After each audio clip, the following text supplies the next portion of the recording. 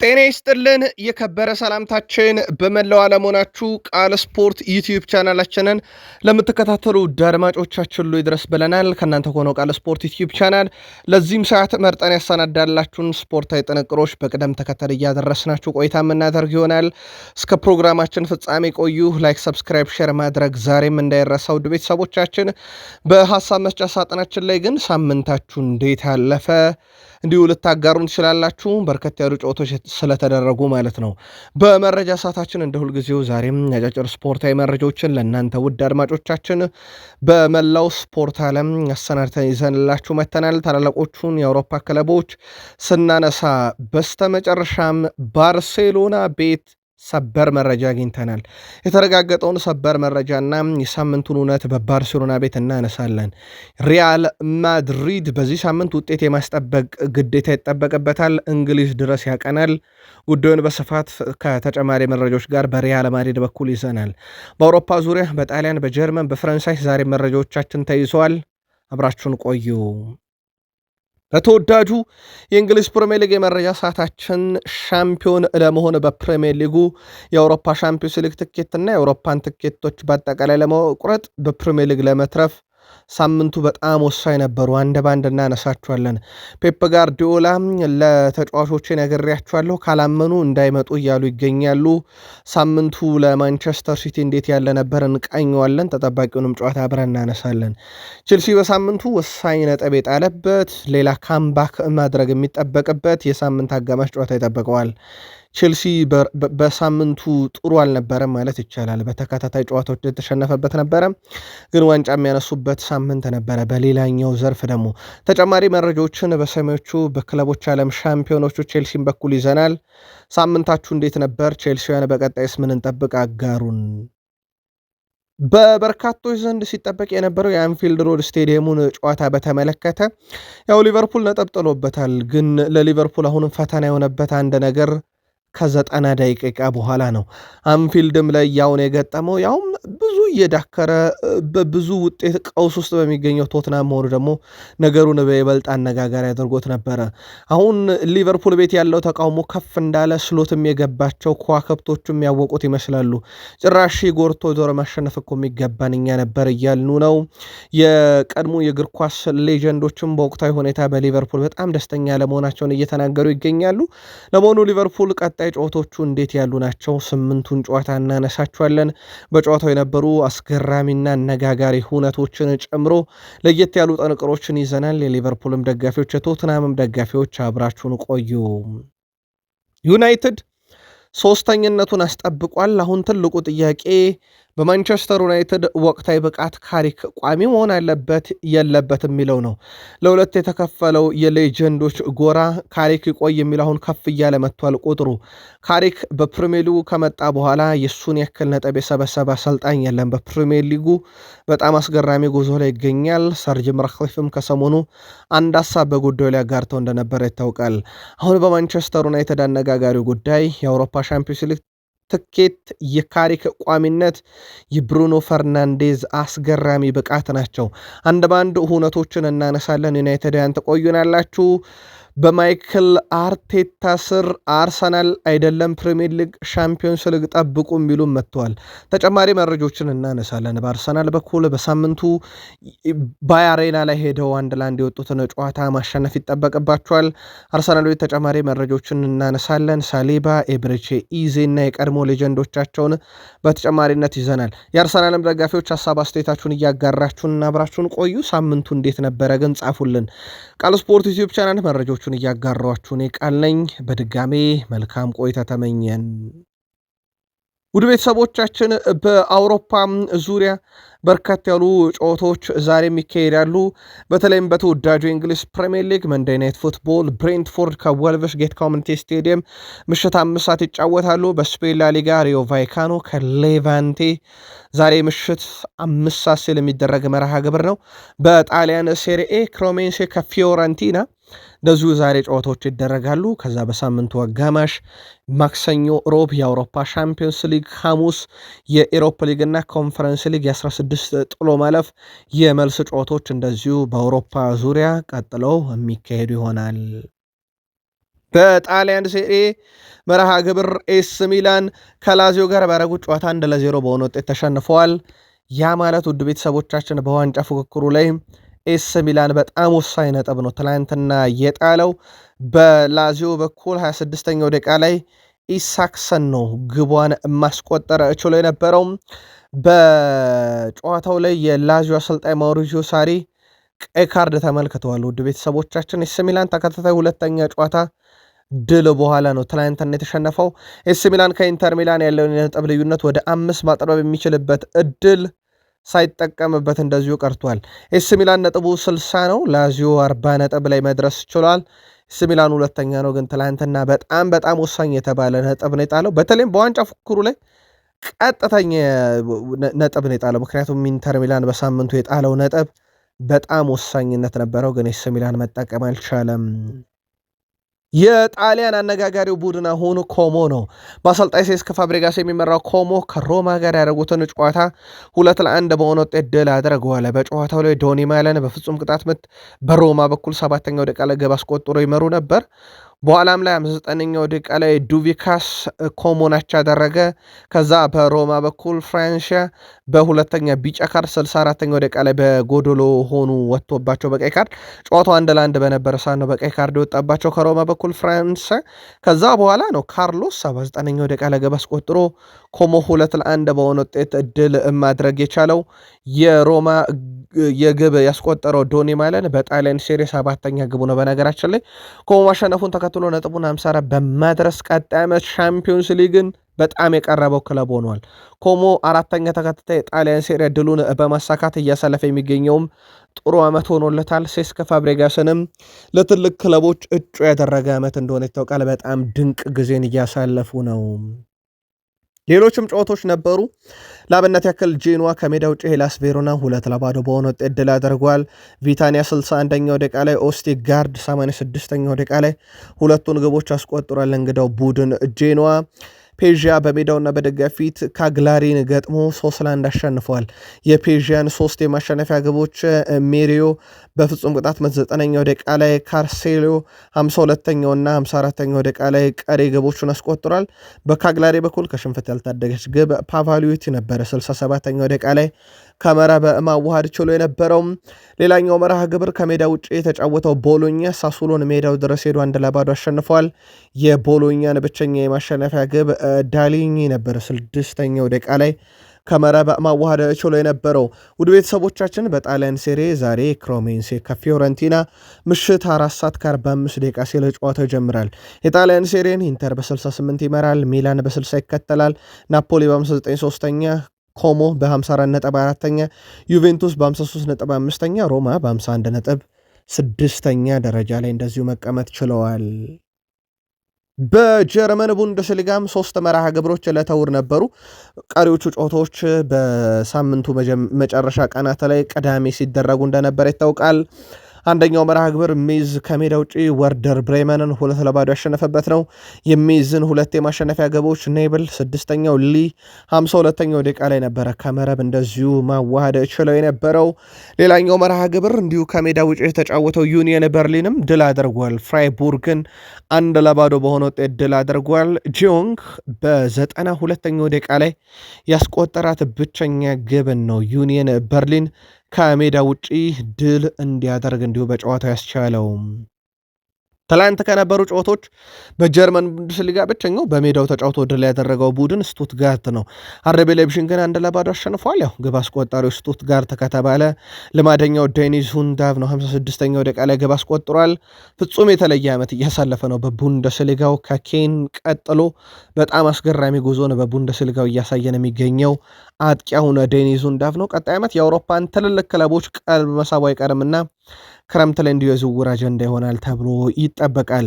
ከዚህ ጋር በተያያዘ ውድ ቤተሰቦቻችን የጀርመን ቡንደስሊጋ 26ኛ ሳምንት ሁሉም መርሃ ግብሮች ተደርገው ከተጠናቀቁ በኋላ ባየር ሙኒክ በ67 ይመራል፣ ዶርትመንድ በ58 ይከተላል፣ ሆፈኔም በ53ኛ፣ ስቱትጋርት በ54ኛ በግብ ክፍያ ተበልጦ አርቢ ላይፕዚግ በ47 ነጥብ 5ኛ፣ ባየር ሌቨርኩሰን በ45 ነጥብ 6ኛ ነው። የጥሎ ማለፍ ወራጅ ቀጠናው ሴንት ፖሊን በ24 ነጥብ 16ኛ፣ ወራጅ ቀጠና ውስጥ ወልቭስበርግ በ21 ነጥብ በ17 እንዲሁም ሃይደንሄም በ14 ነጥብ 18ኛ ደረጃ ላይ ተገኝተዋል። በፍራንስ ሊጋ በርከት ያሉ መርሃ ግብሮችን ተመለከትን።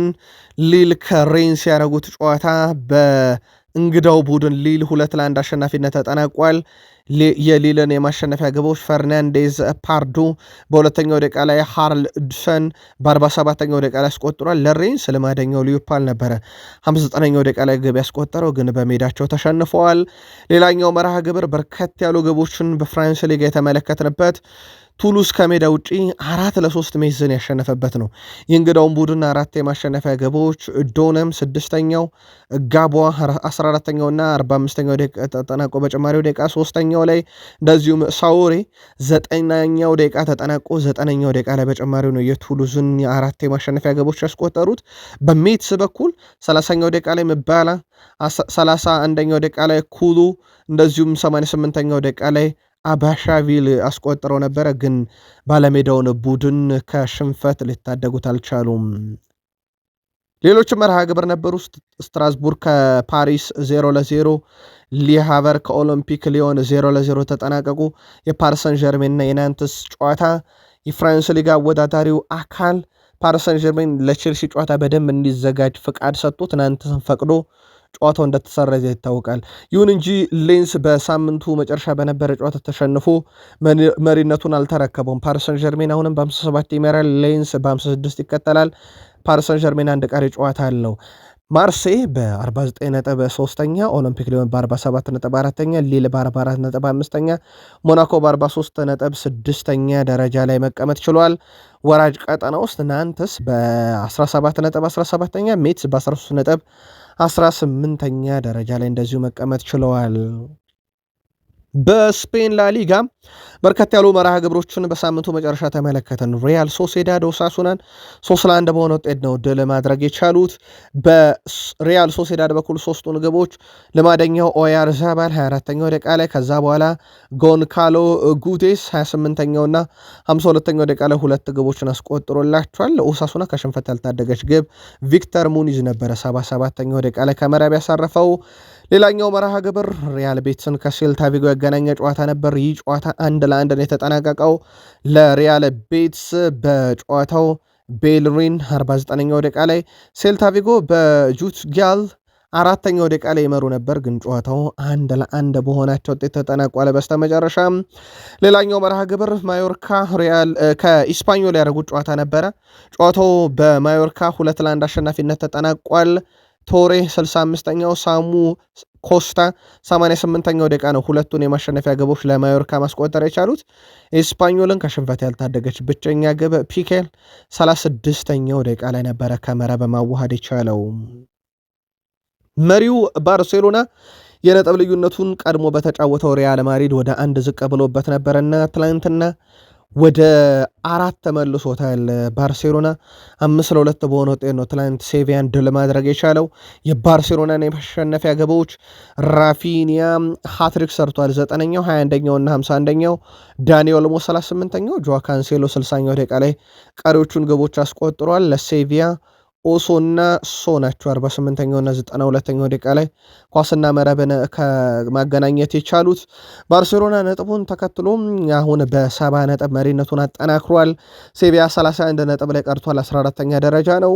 በሳምንቱ አጋማሽ በካምፕኑ ባርሴሎና ከኒካስል ዩናይትድ የአውሮፓ ሻምፒዮንስ ሊግ 16 ለማለፍ የመልስ ጨዋታቸውን ያደርጋሉ። በሴንት ጄምስ ፓርክ ስቴዲየም 1-1 ጨዋታው ተጠናቆ እንደመጣ ይታወቃል። ሌላው በሴቪያ በኩል ቅዳሜ ላሊጋ ጨዋታውን ከቫሌንሺያ ጋር የሚያከናውን ይሆናል።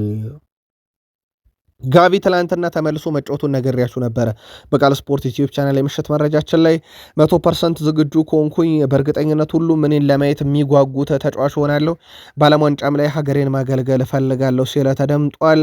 ትላንትና ተቀይሮ ገብቶ ጨዋታ ማድረግ ችሎ ነበር። ከዛ ያንበልነቱን አርም ባንዱላ ሰጥተውት ነበረ። ይሄ ለእኔ በጣም ስሜት ያደርጎኛል ብሏል። ከረጅም ጊዜ መምጣቴ በኋላ ወደ ሜዳ መግባቱ 7 ወር በኋላ ኦልሞስት 6 ወር አካባቢ ኦልሞስት 7 ወር አካባቢ ሜዳ ላይ አልነበረም። ወደ 204 ቀን አካባቢ በጣም ደስተኛ ነኝ። በጣም መጥፎ ጊዜ ነበር ያሳለፉት፣ ግን በጣም ደስተኛ ነኝ ብሏል። ትላንትና እንዳልኳችሁ ተቀይሮ ገብቶ ጨዋታ አድርጎ ነበረ። ሌላው በቡድን ውስጥ እንግዲህ በአሲስት የተሳተፈው ፌርሚን ሎፔዝ በ36 ጨዋታ 11 ጎል 14 አሲስት አለው። ዘንድሮ በሁሉም መድረክ ወደ 25ኛ የግብ አስተዋጽኦ ላይ እንደዚሁ መድረስ የቻለበት ነው። ራፊኒያ ከሃትሪኩ በኋላ 10 ሲደመር ግብ ላይ ደርሷል። ትናንትና ሴቪያ ላይ ሃትሪክ ሰራ። በውድድር ዓመቱ ብቻ 11ኛ ግቡ ላይ እንደዚሁ መድረስ ችሏል በላሊጋው። ይህም 10 ሲደመር ግቦች ላይ መድረስ የቻለበት ነው። ድንቅ ጊዜን እያሳለፈ ነው። አንድ አድማጫችን ራፊኒያ ምርጥ ከሆነ ባርሴሎና ሁሌም ድል አለ ብሎ ነበር። ትናንትናም ድል አድርገዋል። ሌላኛው ግን ብዙ ያልተነገረለት የባርሴሎና ጥምረት የጄራርድ ማርቲን እና የፓው ኩባርሲ ነው። በጣም ድንቅ ጥምረት ነው። ባለፉት 14 ጨዋታ ከኒካስል ጋር ነው አቻ የወጡት። ውድ ቤተሰቦቻችን ቀሪ 13ቱን ድል አድርገዋል። ለዚህ ደግሞ እነኚህ ሁለት የተከላካይ ክፍል መደነቅም መወደስም ያለባቸው። ፊት መስመሩ ብዙ እየተነገረለት ነው። ግብ ጠባቂ ሁዋን ጋርሻም ብዙ ሊደነቅ ይገባል። ያው ክሊንሺት ሲኖር ነው ግብ ጠባቂ ስሙ በስፋት የሚነሳው። ግን ፓው ኩባርሲና ጄራርድ ማርቲንም ምርጥ ነበሩ። ላሊጋውን ባርሴሎና በ70 ይመራል። ሪያል ማድሪድ በ66 ይከተላል። አትሌቲኮ ማድሪድ በ57 ሶስተኛ፣ ቪላሪያል በ55 አራተኛ፣ ሪያል ቤቲስ በ44 አምስተኛ፣ ሴልታ ቪጎ በ41 ነጥብ ስድስተኛ ደረጃ ላይ ተቀምጠዋል። ሰበር መረጃ ያለን ሁዋን ላፖርታ የካታላኑ ክለብ ባርሴሎና ፕሬዚዳንት በመሆን በድጋሜ በትላንትናው ዕለት መመረጥ ችለዋል። በተካሄደው የፕሬዚዳንታዊ ምርጫ ሁዋን ላፖርታ አብዛኛውን ድምፅ አግኝተዋል። 69 በመቶ ድምፅ በማግኘት ነው አሸናፊ የሆኑት። ሁለተኛው ሰው ቪክተር ፎንቴ 28 በመቶ አካባቢ ነው ድምፅ ያገኙት። የሁዋን ላፖርታ ተፎካካሪ የነበሩት ቪክተር ፎንቴ ከምርጫ ውጤት በኋላ ሁዋን ላፖርታ በማሸነፍም እንኳን ደስ ያለ ብለዋል።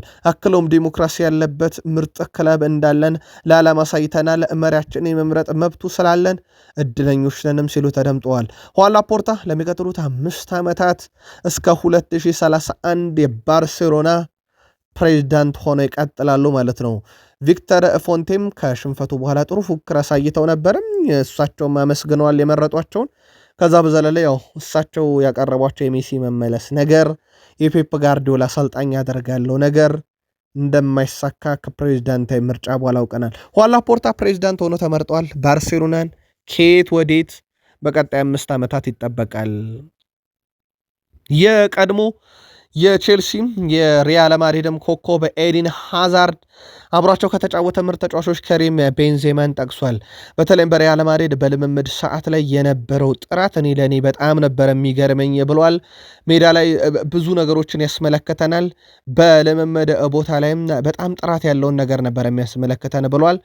ፍጹም ተፈጥሯዊ አርት ከፈለጋችሁ በእግር ኳስ ከሪም ቤንዜማ የሪያል ማድሪዱ ምርጥ ነበር ብለዋል። የቅርብ የሪያል ማድሪድ ሰው ኤዲን ሃዛርድ ቫር እግር ኳስን አበላሽቷል፣ አሁንም መፍትሄ ያልሰጠ ከእግር ኳስ ስሜቶች ወጥተን እንድንቆይ የሚያደርግ ነውና አሁንም መጥፎ ውሳኔዎች አሉ። እነኛ መጥፎ ውሳኔዎች 100% እስካልቀረፈ ድረስ የቫር ጠቅሞ አይታየኝም። አሁንም ቢሆን እኔ ቫርን አልደግፍም እያለ ይገኛል የቀድሞ የሪያል ማድሪድ ኮከብ ኤዲን ሃዛርድ። ሪያል ማድሪድ በሳምንቱ ከሲቲ ጋር የመልስ ጨዋታውን ኢታድ ላይ ያደርጋል። ሲቲ ውጤት ለመቀልበስ፣ ሪያል ማድሪድ ውጤት ለመጠበቅ በቤርናቤ የነበረውን ጨዋታ ሪያል ማድሪድ 3-0 በፍሬድሪኮ ቫልቬርዴ ሃትሪክ ካሸነፈ በኋላ የሚደረግ ጨዋታ ነው። ከዚህ ጋር በተያዘ ውድ ቤተሰቦቻችን በርከት ያሉ የሪያል ማድሪድ ኮከቦች ውጤት እናስጠብቃለን፣ ጨዋታው ቀላል ባይሆንም እያሉ ነው። ብራሂም ዲያዝ፣ ሮድሪጎ ጎኤሽ እንደዚሁ ሀሳባቸውን ከሰጡት ውስጥ ይጠቀሳሉ። በቃል ስፖርት ዩቲዩብ ቻናል ትላንትና ባደረስናችሁ ዘገባ ማለትም ማርች 15 እሁድ ምሽት ባደረስናችሁ ዘገባ ኢታድ ስቴዲየም ላይ የሚደረገውን ጨዋታ ክሌመንት ቱርፔን በመሃል ሜዳ ዳኝነት ይመሩታል ብያችሁ ነበር። ሪያል ማድሪድ በፈረንሳይ ዳኛ ክሌመንት ቱርፔን እየተመራ ያደረጋቸውን 10 የሻምፒዮንስ ሊግ ጨዋታ አልተሸነፈም። ስለዚህ እድሎች በዚህም ረገድ ከማድሪድ ጎን ያሉ ይመስላል። የመጀመሪያ ዙር ጨዋታ በቤርናቤው 3-0 አልቋል። በዚህ ሳምንት ይቀለበሳሉ ወይ? ምንጠብቀው ይሆናል። ውድ የቃል ስፖርት ዩቲዩብ ቻናል ቤተሰቦቻችን ከቃል ስፖርት ዩቲዩብ ቻናል የሰዓቱን አጫጭር ስፖርታዊ ጥንቅር እያጋራናችሁ እንገኛለን። ከተወዳጁ የእንግሊዝ ፕሪሚየር ሊግ ብቻ ወዳገኘናቸው የዕለቱ ጥንቅሮች እንሻገር። ከፕሪሚየር ሊግ የመረጃ ሰዓታችን ጋር ካላችሁ ላይክ ማድረግ እንዳይረሳ። ሳምንታችሁ ግን እንዴት አለፈ? ጻፉልን። 30ኛ ሳምንት የተወዳጁ የእንግሊዝ ፕሪሚየር ሊግ ሲቲ ግራውንድ ኖቲንግሃም ፎረስት ከፉላም ከነበረው ፍልሚያን ጀምር ጨዋታው 0-0 ተጠናቀቀ። ዳንዶ የ65ኛው ደቂቃ ላይ ግብ አስቆጥሮ ነበር። በቫር ተሻረበት። በኖቲንግሃም ፎረስት በኩል ኦላ አይና 58ኛው ደቂቃ ላይ ብረት መለሰበት። ኖቲንግሃም ፎረስት የተሻለው ነበሩ ጨዋታውን ድል ለማድረግ ግን ፉላሞች 55 በመቶ የኳስ ብልጫ ቢኖራቸውም ጨዋታው 0-0 በሆናቸው ውጤት ተጠናቋል። ሌላኛው 0-0 የተጠናቀቀው ጨዋታ ክሪስታል ፓላስን ከሊድስ ያገናኘ ጨዋታ ነበረ። ዶሚኒክ ካልቨርት-ሊዩን 45ኛው ደቂቃ ላይ በሊድስ በኩል ፍጹም ቅጣት ምታበከነ። ከዛ በኋላ በክሪስታል ፓላስ በኩል 78ኛው ደቂቃ ላይ ሌርማ ግብ አስቆጥሮ ተሻረበት። በጨዋታው ላይ ውድ ቤተሰቦቻችን ጉድማንድሰን በሊድስ ዩናይትድ በኩል 26ኛው ደቂቃ ላይ ቢጫ፣ 45ኛው ደቂቃ ተጠናቆ በጨማሪ 5ኛው ደቂቃ ሌላ ቢጫ ካርድ አይቶ በቀይ ካርድ ከሜዳ ወጥቷል። ከረፍት በኋላ በጎዶሎ ተጫዋች ነው ሊድስ የተጫወቱት፣ ግን ክሪስታል ፓላስ ያንን አድቫንቴጅ መውሰድ አልቻሉም። ጨዋታውን ድል ማድረግ የሚችሉበት አጋጣሚ ነበረ፣ ግን አልተጠቀሙበትም። ይህም በተወዳጁ የእንግሊዝ ፕሪሚየር ሊግ ቀጣይ ዓመት ለመትረፍ የአውሮፓን ትኬት ለመቁረጥ በሚደረጉ ጥረቶች ላይ በጣም ወሳኝ የተባሉ ነጥቦችን ሊያገኙ የሚችሉበት ነበረ። ትላንትና እነኚህ አራት ቡድኖች መጠቀም አልቻሉም ማለት ነው። በተለይም የ0-0 ያቻ ውጤቱ መብዛቱ ማለት ነው። በሳምንቱ አጋማሽ ኖቲንግሃም ፎረስት የአውሮፓ መድረክ ጨዋታ አለበት። 17ኛ ነው ላለመውረድ እየተጫወተ ነው። እንደዚሁም ፉላም 11ኛ ደረጃ ላይ መድረስ ችሏል። ክሪስታል ፓላስ 14ኛ ነው። ሊድስ ዩናይትድ 15ኛ ደረጃ ላይ ናቸው። ጆሴፍ ፔፕ ጋርዲዮላ ውጤት ስለመቀልበስ ተጠይቀው ነበረ። ተጫዋቾቼ በዚህ የማያምኑ ከሆነ ሪያል ማድሪድን ስንገጥም ይሄ በጣም ትልቅ ችግር ነው ብሏል። አስቀድመው ተጫዋቾቼ ማመን አለባቸው ውጤቱን እንደምንቀለብስ እያሉ ነው። እዚህ ውስጥ ሁሉም ሕፃን የለም፣ ትልልቅ ናቸው። በጣም ምርጥ ደሞዝ እየተከፈላቸው ናቸው። ስለዚህ እናትና አባታቸውን በጥሩ ሁኔታ አስተምረው አሳድገዋቸዋል። አሁን ትልልቅ ሰዎች ጥሩ ደሞዝ የሚከፈላቸው እናትና አባታቸው በጥሩ ሁኔታ ያስተማሯቸው ናቸው። ስለዚህ ሻምፒዮንስ ሊግን ውጤት ስለመቀልበስ ማሰብ አለባቸው። ውጤቱን እንቀለብሳለን ብሎ የማያምን የሲቲ ተጫዋች እንዳይመጣ ቤቱ ይቅር፣ እዛው ቢቀመጥ ይሻለዋል፣ እኛ የተቀረነው እንሞክረዋለን ሜዳ ላይ ብለዋል። ስለዚህ ፔፕ ጋርዲዮላ ውጤት እንቀለብሳለን፣ ማታምኑ እንዳትመጡ እያሉ ይገኛሉ። በሳምንቱ መጨረሻ ከዌስትሃም ዩናይትድ ጋር 1-1 የተለያየው ሲቲ በፕሪሚየር ሊጉ የዋንጫ ፉክክር ላይ ጥቁር ጥላ ያጠላ ነጥብ ያገኘው ወይም በሳምንቱ የጣለው ሲቲ ኢትሃድ ላይ ውጤት ይቀለብሳሉ። የፔፕ ጋርዲዮላ እንዳትመጡ እያሉ ነው። ውጤት ማንቀለብስ ከመሰላችሁ የቃል ስፖርት ዩቲዩብ ቻናል የሲቲ ደጋፊዎች የእናንተ መልከት አጋሩን። ቼልሲም በሳምንቱ አጋማሽ ልክ እንደ ሲቲ አይነት ጣጣ ነው የሚገጥመው። ምክንያቱም የ3 ጎል ዕዳ ይዞ ነው ወደ ስታምፎርድ ብሪጅ የመጣው። ሲቲ በአንጻሩ በሳምንቱ መጨረሻ በፕሪሚየር ሊግ አቻ ነው የወጣው። ቼልሲ በሳምንቱ መጨረሻ በሜዳውና በደጋፊ ፊት በኒካስል ዩናይትድ 1-0 በጎርደን ግብ እንደተሸነፈ ይታወቃል። ከዚህ ጋር በተያያዘ እንደሚታወቀው ቼልሲ በማርች ወር ከ25 ዓመት በኋላ የተሸነፈበት ከ14 ጨዋታም በኋላ አሁንም ክሊንሺት የሌለው ከ14 ዓመት በኋላ በሜዳው በኒካስል የተሸነፈበት ነው። ይህ ክለብ ሪሞንታዳ ይጠብቀዋል። በፓሪሰን ጀርሜን በፓርክ ደ ፕሪንስ 5-2 ነው የተሸነፈውና 3 የጎል ዕዳ ይዞ ነው ጨዋታውን የሚያደርገው። ሳምንቱ በተከታታይ በነበሩ ጨዋታ ለቼልሲም ጥሩ አልነበረም። ምናልባት በቼልሲ በኩል ጥሩ ነገር ካነሳን ዋንጫ ያነሱበት ነው። ማርች 13 ላውረን ጄምስ የ4 ዓመት ኮንትራት ፈረመች። ወንድሟ በፈረመ በማግስቱ ማለት ነው። ሪስ ጄምስ በሪስ ጄምስ በኩል የ6 ዓመት ኮንትራት እንዳለው ይታወቃል። ከዛ በኋላ ማርች 15 ከሁለት ቀን በኋላ ላውረን ማንቸስተር ዩናይትድ ላይ ግብ አስቆጠረ። ክለቧ በተከታታይ ዓመት የካራቦ ካፕ ባለድል እንዲሆን አድርጓል። የቼልሲ የዋንጫ አውሎ ንፋስ በሴቶቹም በኩል እንደተጠበቀ ነው። ውድ ቤተሰቦቻችን ናኦሚ ግርማ ከሜዳ ውጪ፣ ሎረን ጄምስ በሜዳ ላይ ማንቸስተር ዩናይትድን እንደዚሁ ድል ያደረጉበት ጨዋታ ነበር ማለት ይቻላል። ናኦሚ ግርማ ኢትዮጵያዊ ዘር ያላት ናት። ትላንትና በጨዋታው ባትገኝም ግን እዚህ ለመድረሱ በጣም ወሳኝ ነበረች። ትላንትና የቼልሲ እንስቶች በካራቦ ካፕ በተከታታይ ዓመት ዋንጫ ያነሱበት ሆኗል። በጣም ያልተጠበቀ ውጤት ነው። የሊቨርፑል እና የቶትናም በተለይም ከቶትናም ወቅታዊ ብቃት ከሊቨርፑል ጨዋታ አስፈላጊነት አንጻር በፍጹም ሊቨርፑል በዚህ ጨዋታ ነጥብ ይጥላል ተብሎ አልተገመተም፣ አልተጠበቀም ነበረ። ጨዋታው በአንፊልድ ሮድ ስቴዲየም የነበረ ነው። 1-1 በሆናቸው ውጤት ተጠናቀቀ። ዶሚኒክ ሶቦስላይ በቅጣት ምት 18ኛው ደቂቃ ላይ ሊቨርፑልን መሪ ያደረገ። ከዛ ሊቨርፑል እንደለመዱት በ90 ደቂቃ ላይ ሪቻርልሰን ግብ አስቆጥሮባቸው ጨዋታው 1-1 ተጠናቀቀ። ቶትናም ከ5 የፕሪሚየር ሊግ ጨዋታ ሽንፈት በኋላ የተገኘች 1 ነጥብ ናት። ቶትናም በሊጉ ያለፉትን 12 ጨዋታ ማሸነፍ አልቻለም። 7 ጨዋታ ተሸንፎ በ5 ወጥቷል። ሊቨርፑል ግን በተከታታይ 4 ጨዋታ 1 ድል ነው ያለው። ውድ ቤተሰቦቻችን ሊቨርፑል ነጥቡን 49 ያደርሷል። ያ ማለት ቀጣይ ውድድር ዓመት የአውሮፓ ሻምፒዮንስ ሊግ ትኬትን መቁረጥ በሚችልበት ምዕራፍ ላይ ነው ያለው። ግን ዋስትና የማይሰጥ ውጤት ነው። የትላንትን ነው በ49.5ኛ ቶትናም በ39.16ኛ። ቶትናምም ላለመውረድ በጣም ወሳኝ 1 ነጥብ ናት። በሳምንቱ አጋማሽ ሊቨርፑል ከጋላታ ሰራይ የአንፊልድ ሮድ ስቴዲየም የመልስ ጨዋታ 1-0 ጋላታ ሰራይ እየመራ ነው። ይህን ጨዋታ ሮብ ቶትናም ከአትሌቲኮ ማድሪድ የአውሮፓ ሻምፒዮንስ ሊግ የመልስ ጨዋታ። ይህን ጨዋታ አትሌቲኮ ማድሪድ 5-2 እየመራ ነው። ሪሞንታዳ ሁለቱም ይጠብቃቸዋል ማለት ነው። በዚሁ ከቀጠልን አትጠራጠሩ፣ ቀጣይ ዓመት ኮንፈረንስ ሊግ ብንገባ መደሰት አለብን ብሏል ዶሚኒክ ሶቦስላይ።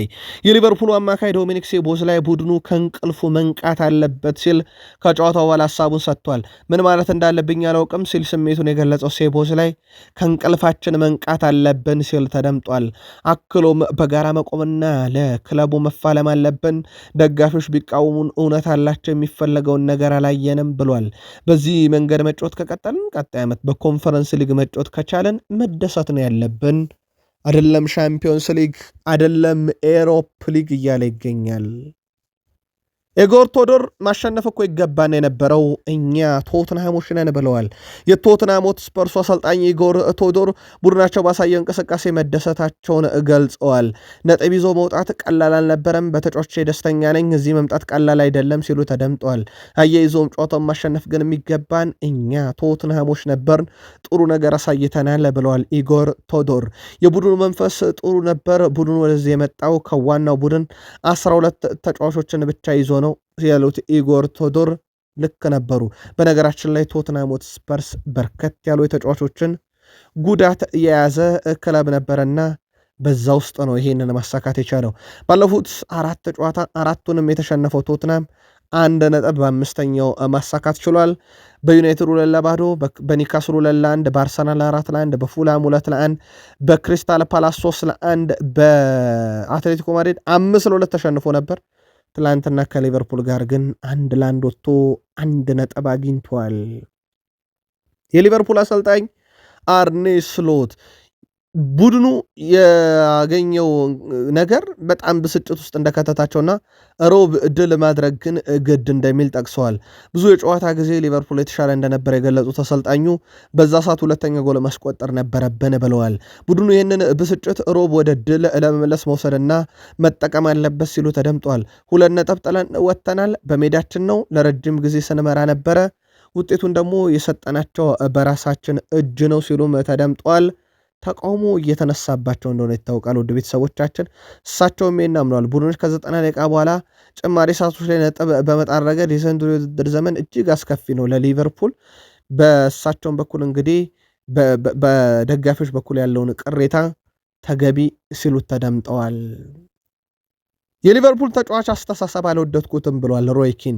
የቀድሞ የማንቸስተር ዩናይትድ ተጫዋች ሮይኪን የሊቨርፑል ተጫዋቾችን ተችቷል። የተጫዋቾቹን አስተሳሰብ አልወደድኩትም ያለው ሮይኪን ፍላጎታቸውና ልምምድ ላይ የሚያደርጉትን ነገር አልወደድኩትም ብሏል። አክሎም ዋንጫውን በድጋሜ ለማሸነፍ ትልቅ ክለብ አስተሳሰብ የላቸውም ነው ያለው። ስለ ቶትናም አሰልጣኝ ያነሳው ሮይኪን ሁልጊዜ አሰልጣኝ ማሰናበትን መቀጠል አትችልም፣ ኢጎር ቶዶር እንዲሰራ እድል ሊሰጥ ይገባል ብሏል።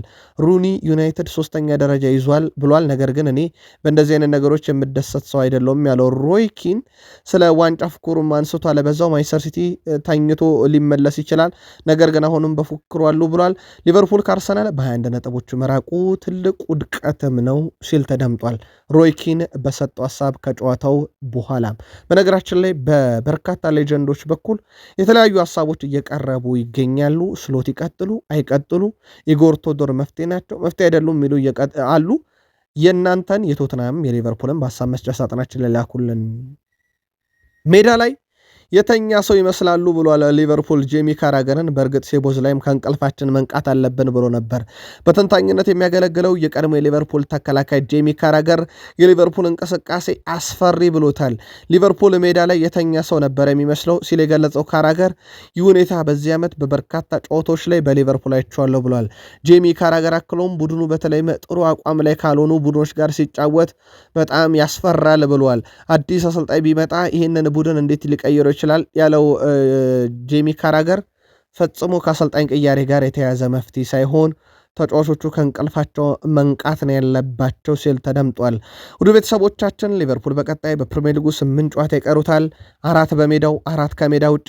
በሜዳው ፉልሃም፣ ክሪስታል ፓላስ፣ ቼልሲ እና ብሬንትፎርድን፣ ከሜዳ ውጪ ብራይተን፣ ኤቨርተን፣ ማንቸስተር ዩናይትድ እና አስቶን ቪላን ይገጥማል። ቀላል የሚባሉ ጨዋታዎች አይደሉም። ምናልባት በፕሪሚየር ሊግ ቶፕ 4 ይዞ ከነኚህ ጨዋታዎች በኋላ ይጨርስ ይሆን ወይ? ምልከታችሁን አጋሩን። ሊቨርፑል በዚህ ውድድር ዘመን ባደረጋቸው ጨዋታ 21 ጨዋታ ማሸነፍ አልቻለም። በነገራችን ላይ 24 አሸንፎ 7 አቻ 14 ተሸንፏል። 21 ጨዋታ ላይ ነጥብ ጥሏል።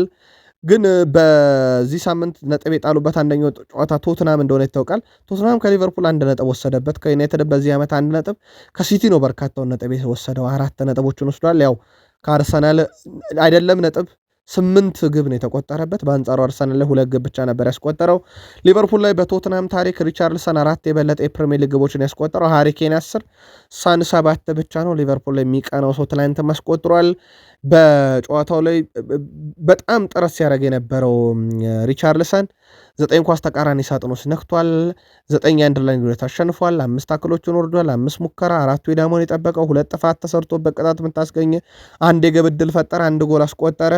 5 የፕሪሚየር ሊግ ግቦችን ሊቨርፑል ላይ በአንፊልድ አስቆጥሯል። አንዲ ኮል 8 በላይ ያለው ከዛ ቀጥሎ ሁለተኛው ነው። በአንፊልድም ላይ በርካታ ግብ ያስቆጠረው ሪቻርልሰን። ዶሚኒክ ሴቦዝ ላይ ጋር ደረሰን። ዶሚኒክ ሴቦዝ ላይ ባለፉት 10 የውድድር ዘመናት ብዙ የፕሪሚየር ሊግ የቅጣት ምት ግቦችን ፍጹም ቅጣት ሳይሆን የቅጣት ምት ግቦችን በማስቆጠር ከነ ጄምስ ዋርድ ፕራውስ 4 ጋር ተስተካክሏል። ጄምስ ዋርድ ፕራውስ በአንድ ዓመት 2021 2022 4 አስቆጥሮ ነበር። ዶሚኒክ ሴቦዝ ላይም 4 ደርሷል። ትላንትና ታዲያ ለእኔ እግር ኳስ ህይወቴ አርአያዬ ነው የሚለው እንደ ክርስቲያኖ ሮናልዶ ሁሉ ደስታውን ገልጾ ነበረ። ዶሚኒክ ሴቦዝ ላይ በዚህ ሲዝን የቅጣት ምት ግቦችን ማንቸስተር ሲቲ፣ አርሰናል፣ ቶተንሃም፣ በርንማውዝ እና ኦሎምፒክ ማርሴይ በአውሮፓ ሻምፒዮንስ ሊግ ያስቆጠረ ተጫዋች ሆኗል።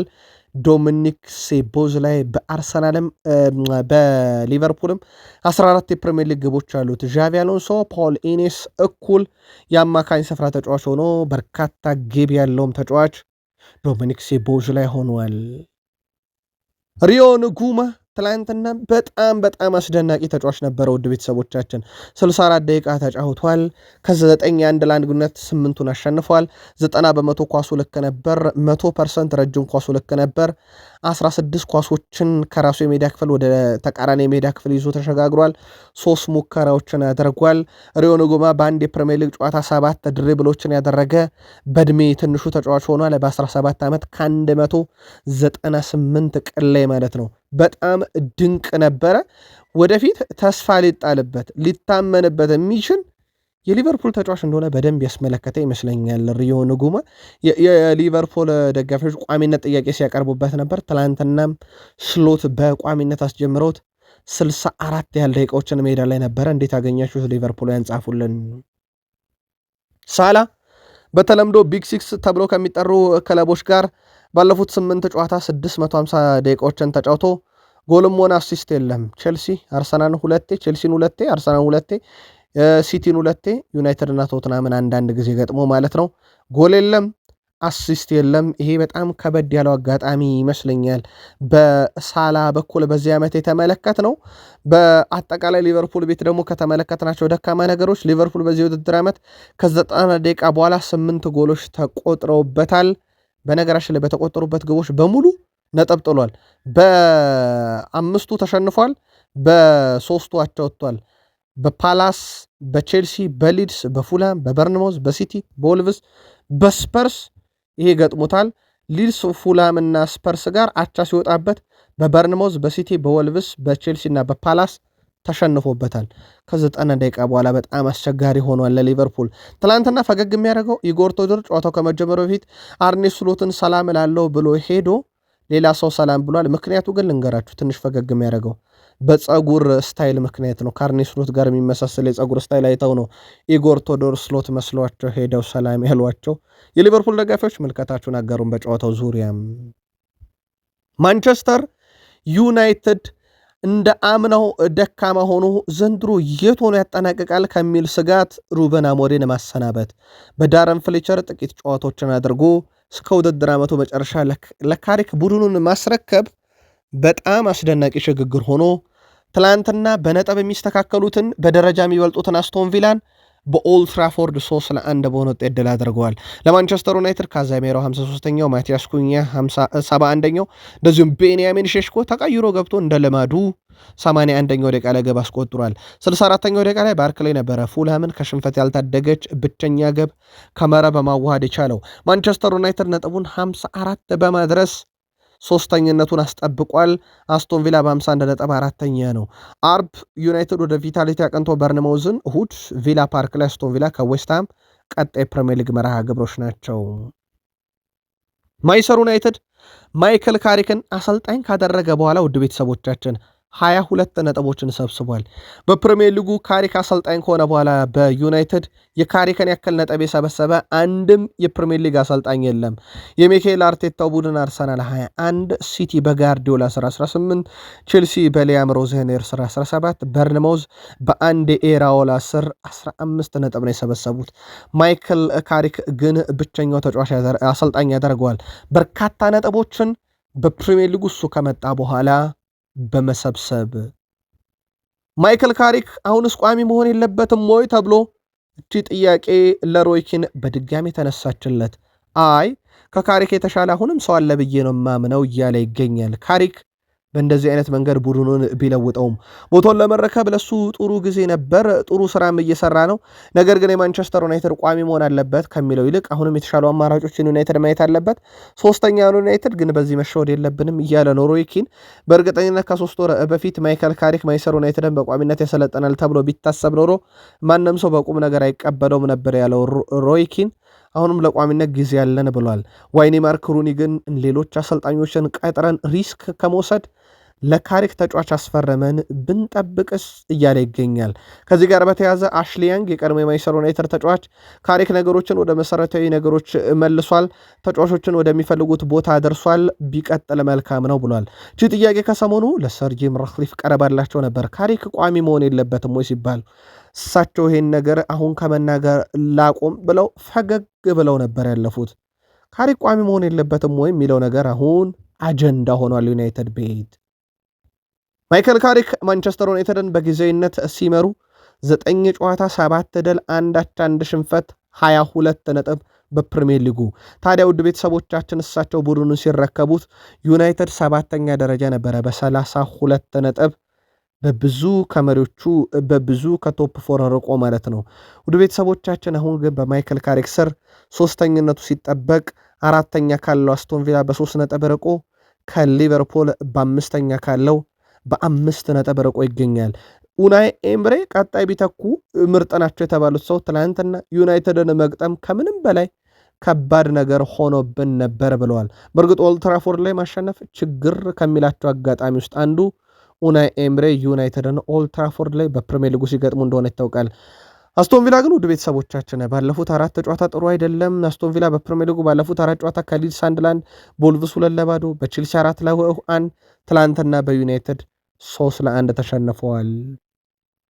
የፕሪሚየር ሊጉ የማንቸስተር ዩናይትድ የአውሮፓ የአማካኞች ምርጡ ብሩኖ ሚጌል ፈርናንዴዝ የሌላ ክለብ ተጫዋች ቢሆን ኖሮ እስካሁን ሐውልት ያቆሙለት ነበር ብሏል። በነገራችን ላይ ውድ ቤተሰቦቻችን ሪዮ ፈርዲናንድ ስም ጠርቶ ነው። በፕሪሚየር ሊግ ውስጥ ኤክስ የተባለ ክለብ ተጫዋች ቢሆን ኖሮ እስካሁን ሐውልት ያቆሙለት ነበር ብሏል። የሪዮ ፈርዲናንድ የግል ምልከታ ነው። ዩናይትድስ ሐውልት ሊያቆሙለት የሚገባ ተጫዋች አይደለም ወይ? ዩናይትድ እንደ ቡድን ደካማ ሆኖ ፕሪሚየር ሊግና ሻምፒዮንስ ሊግ ካላነሳ ብሩኖ ሐውልት አይገባውም የሚለውን ግን ለዩናይትድ ደጋፊዎች እንቶ ብሩኖ ሚጌል ፈርናንዴስ ካሪክ ከመጣም በኋላ ህይወት በምርጥ ብቃቱ ቀጥሏል። ካለፉት 6 ዓመታት አሰልጣኝ ኦሌ ጉናር ሶልሻየር ጀምሮ ብሩኖ ምርጥ ነው። ባለፉት 9 ጨዋታ በካሪክ ስር 9 አሲስት 2 ጎሎችን ማበርከት ችሏል። በአስቶን ቪላው ጨዋታ ላይ በነገራችን ላይ 2 አስደናቂ አሲስቶችን በተለይም ለማቲያስ ኩኛ ከግብ ጠባቂ ያገናኘበት በእርግጥ ቤንያሚን ሼሽኮ ማበከነው እንጂ ተመሳሳይነት ኳስ አቀብሎት ነበረ። 2 አሲስቶች 6 የግብ ዕድል ፈጠረ በአንድ ጨዋታ 2 ትልልቅ የግብ ዕድል ፈጠረ። 100% ድሪብሉ ስኬታማ፣ በተለይም በአንድ ንክኪ ተጫዋቾችን የሚሸውድበት መንገድ ያስገርማል። 8 የመጨረሻ ኳሶችን አቀብሏል። 2 ረጃጅም ኳሶች ስኬት ነበሩት። 100% ታክሎችን አሸንፏል። 9 የመከላከል አጋጣሚ ላይ ተሳትፏል። 6 ኳስ መልሶ ነጥቋል። 45 ኳሶችን በትክክል አቀብሏል። ከ71 ኳስ ንክኪ ማለት ነው። ብሩኖ ሚጌል ፈርናንዴስ ትላንትና 2 አሲስቶችን ማበርከቱን ተከትሎ ለዩናይትድ በሁሉም መድረክ 100 አሲስት 105 ግብ አለው። አሁን ከማንቸስተር ዩናይትድ ታሪካዊ ተጫዋች ሪያን ጊግስ እና ሩኒ በመቀጠል 100 ሲደመር ግብ 100 ሲደመር አሲስት ያለው ብሩኖ ሚጌል ፈርናንዴዝ ነው። ብሩኖ ፈርናንዴዝ ውድ ቤተሰቦቻችን 5 አሲስቶችን አበርክቷል ለካዜሜሮ። የሁለቱ ጥምረት ፍጹም ነው የሚለየው። እንትናም አድንቀዋል። በረገዳችን ላይ ካሪክም ካደነቁት ጥምረት የሁለቱን ጥምረት ነው። በአማካይ ስፍራ እየተጫወቱ አንዱ ለአንዱ አሲስት ያደርጋል። ካዜሜሮን በዛው እናንሳው። ካዜሜሮ በማንቸስተር ዩናይትድ የመጨረሻ ወራቶች ላይ ነው፣ አመት ብቻ አይደለም፣ የመጨረሻ ወራቶች ላይ ከክለቡ እንደሚለይ ተረጋግጧል። ትናንትና የመጀመሪያ ግብ ካስቆጠረ በኋላ ግን የዩናይትድን አርማ እየጠቆመ ነበረ። ትላንት 5 የ1-1 ጉዳት አሸንፏል። 4 ኳስ በተቃራኒ ሳጥን ነክቷል። 4 ጥፋቶች ተፈጽመውበታል። 3 ኳሶችን ከግብ ክልል አረቋል። 2 ሙከራ፣ 1 የግብ ዕድል ፈጠረ፣ 1 ጎል አስቆጠረ። 7 የፕሪሚየር ሊግ ግቦችን በዚህ ዓመት አስቆጥሯል። በአንድ የውድድር ዓመት በአውሮፓ 5 ታላላቅ ሊግ ሲጫወት በሪያል ማድሪድ 2020-21 ላይ 6 ግቦችን ካስቆጠረ በኋላ ይሄኛው ትልቁ ግቡ ሆኖ ተመዝግቦለታል ለካዜሜሮ። በኮቢ ሜኖን በኩል ካሪክ ከመጣ በኋላ በዩናይትድ ታሪክ ሲቀየር አንዱ ታሪኩ የተቀየረው ተጫዋች ኮቢ ሜኖ ነው። ለእንግሊዝ ብሔራዊ ቡድን አሁን መጠራት በሚያስችለው ብቃቱ ላይ ተገኝቷል። 21 ዓመት ሳይሞላው 52ኛ ጨዋታ በማንቸስተር ዩናይትድ። ከዚህ በፊት ሪያን ጊግስ 83፣ ዋይኔ ሩኒ 64፣ አሌሃንድሮ ጋርናቾ 58፣ ክርስቲያኖ ሮናልዶ 52 ጨዋታ 21 ዓመት ሳይሞላቸው ተጫውቶ ነበር። አሁን ኮቢ ሜኖ ይህንን አድርጎታል። በጣም አስደናቂ ነበረ። ቤንያሚን ሼሽኮን ቲኤንቲ ስፖርት የእንግሊዙ ግዙፍ ሚዲያ ኤር ሼሽኮ ብሎታል። በነገራችን ላይ የአየሩ ሴስኮ ብሎታል። ቤንያሚን ሼሽኮ 8 ጎሎችን ባለፉት 10 ጨዋታ አስቆጥሯል። 4ቱን ብቻ ነው ቋሚ ሆኖ ሲጀምር ያስቆጠራቸው። ውድ ቤተሰቦቻችን ቤንያሚን ሼሽኮ በማይከል ካሪክ ስር 5 ጎል 2 አሲስት አለው። የፈረንጆች አዲስ ዓመት ከገባም በኋላ በአውሮፓ ታላላቅ ሊጎች ከቤንያሚን ሼሽኮ 7 በላይ ያስቆጠረ የለም። ቤንያሚን ሼሽኮ በየ53 ደቂቃ 1 ጎል አለው። ፉላም ላይ 16 ደቂቃ ተጫውቶ፣ ዌስትሃም ላይ 21 ደቂቃ ተጫውቶ፣ ኤቨርተን ላይ 32 ደቂቃ፣ ፓላስ ላይ 75 ደቂቃ፣ አስቶን ቪላ ላይ 15 ደቂቃ ብቻ ተጫውቶ ነው ግብ ያስቆጠረባቸው። ድንቅ ጊዜን እያሳለፈ ይገኛል። የዩናይትድ ደጋፊዎች የክለባችሁ ወቅታዊ ሁኔታ፣ ሻምፒዮንስ ሊግ የካሪክ ቋሚነትን የየገለ መልከታችሁን በቃል ስፖርት ዩቲዩብ ቻናል አጋሩን። ራፋኤል ቤኒቴዝ የቀድሞ የሊቨርፑል የቀድሞ የሪያል ማድሪድ አሰልጣኝ፣ አትጠራጠሩ፣ በማይከል አርቴታ ስር ዋንጫ ብቻ አይደለም የአውሮፓ ሻምፒዮንስ ሊግ ዋንጫን አርሰናል ከፈለገ በሚኬል አርቴታ ስር ነው የሚሆነው። ስለዚህ በሚኬል አርቴታ እኔ በጣም እርግጠኛ ነኝ ዋንጫ ብቻ ሳይሆን ሻምፒዮንስ ሊግን ግዙፉን መድረክ አርሰናሎች ጠብቁ እያሉ ይገኛሉ። ሚኬል አርቴታ በእርግጥ አርሰናልን በብዙ መንገድ ቀይሮታል የሚለው የሚያከራክረው አይደለም። አሁን አርሰናል በዋንጫ ደረጃ ከ2003-4 አርሰናል እንጂ የሚነጻጸረው ከዛ በኋላ አርሰን ቬንገር ከገነቡት ምርጥ ቡድን ጋር ብቻ አይደለም የሚነጻጸረው። በጣም አስደናቂ ነው ይሄኛው። ራፋኤል ቤኒቴዝ ሻምፒዮንስ ሊግን በካሪክ ስር እንጠብቅ እያሉ ነው። በነገራችን ላይ ሻምፒዮንስ ሊግ በዚህ ሳምንት አጋማሽ በኤምሬትስ ስቴዲየም ማክሰኞ ምሽት 5 ሰዓት ላይ ከባየር ሌቨርኩሰን ጋር በኤምሬትስ የመልሱ ጨዋታ እንደሚደረግ ይታወቃል። የመጀመሪያ ዙር ጨዋታ በአሬና ላይ 1-1 ነበር የተጠናቀቀው። አርሰናል በዚህ ዓመት ብዙ ትችት ቀርቦበታል ባጫወቱ ረገድ። ግን በሊጉ ብዙ ነጥብ ያለው፣ በሊጉ ብዙ ክሊንሺት ያለው፣ በሊጉ ትንሽ ግብ የተቆጠረበት፣ በሊጉ ብዙ ጎል ያስቆጠረ፣ በሊጉ ጥራት ያለው ሙከራን ያደረገ፣ በሜዳው ብዙ ነጥብ የሰበሰበ፣ ከሜዳው ውጭ ብዙ ነጥብ የሰበሰበ፣ በተጋጣሚ ሳጥን ውስጥ በርካታ ኳስ የነካ ቡድን አርሰናል ነው። አርሰናል ዋንጫ ካነሳ ግን እውቅና እንሰጠውም። አርሰናል በቆመ ኳስ አሰልችቶናል። አርሰናል የሁሉ ሚሊዮን ፓውንድ ያወጣው ለቆመ ኳስ ብቻ ነው እየተባሉ የሚቀርቡ ትችቶች በሌሎች ሰዎች ደግሞ በነሩኒ ያለ እነ ጆን ቴሪ ያለ ደግሞ የለም አርሰናል ዋንጫው ካሳካ ፍጹም የሚገባው ዓመት ነው፣ ምርጥ ነው ብሎ የተከራከሩበት ቡድን እንዲህ አይነትም ቁጥሮች ያሉት ነው። በዚህ ውድድር ዓመት ከክሪስታል ፓላስ ያመጡት የብሬቼ ኢዜም በወሳኝ ጨዋታዎች ላይ መገኘት ጀምሯል። አሁን ላይ መሀል ላይ ጠፍቶ ነበረ። በእርግጥ እሳቸው በርካታ ጨዋታዎችን ስላደረገ ያለመደው ነውና በደንብ በጥንቃቄ መጠቀም አለብን ማለታቸው ይታወቃል። አሁን ኦዴጋርድ የለም፣ ስለዚህ በደንብ እየተጠቀሙት ነው። ኤብሬቺዜ ከኤቨርተን ጋር በነበረ ጨዋታ ላይም ከሳጥን ውጭ 6 ኳሶችን የሞከረ ሲሆን በዚህ ውድድር ዘመን በአንድ የፕሪሚየር ሊግ ጨዋታ በአንድ ተጫዋች ከተመዘገበው ከፍተኛ ቁጥር ጋር መስተካከል ችሏል። በጨዋታውም ላይ በደንብ ያው ፈጣን ተጫዋች አይደለም፣ ግን የአርሰናልን የማጥቃት እንቅስቃሴ በደንብ ካፈጠኑ ተጫዋቾች አንደኛው ነበረ። በዚህ ዓመት ያው እንግዲህ ለዋንጫ ነው የምንጫወተው ብሏል ኤብሬቺ ኢዜም። ያለን ሁሉ እንሰጣለን፣ በዋንጫ ደረጃ ጠብቁን እያለ ይገኛል። በአርሰናል በኩል እነ ዊሊያም ሳሊባም ያለ ዋንጫ ሰልችቶናል ጠብቁን ባሉበት ዓመት ላይ እንዳሉ ይታወቃል።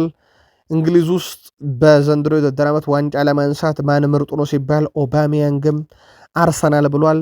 በርካቶች ያለሙለትን የተመኙለትን 22 ዓመት የጠበቁትን ዋንጫ አርሰናል ዘንድሮ ያነሳ ይሆን ወይ? የሳምንቱ መጨረሻ ጨዋታዎች ግን ለአርሰናል ምርጥ ነበሩ። የአውሮፓ ሻምፒዮንስ ሊግም ሪሞንታዳ ለማለት ያው 1-1 ስለተጠናቀቀ አርሰናል ውጤት መገልበጥ ይኖርበታል። ያሳካዋለሁ የሚለው ይጠበቃል። ከቃል ስፖርት ዩቲዩብ ቻናል ግን ለሰኞ ማለዳ ስፖርታዊ ጥንቅራችን ይህን ነበር። በቀጣይ መረጃ ሰዓታችን እስክንገናኝ መልካም ቀን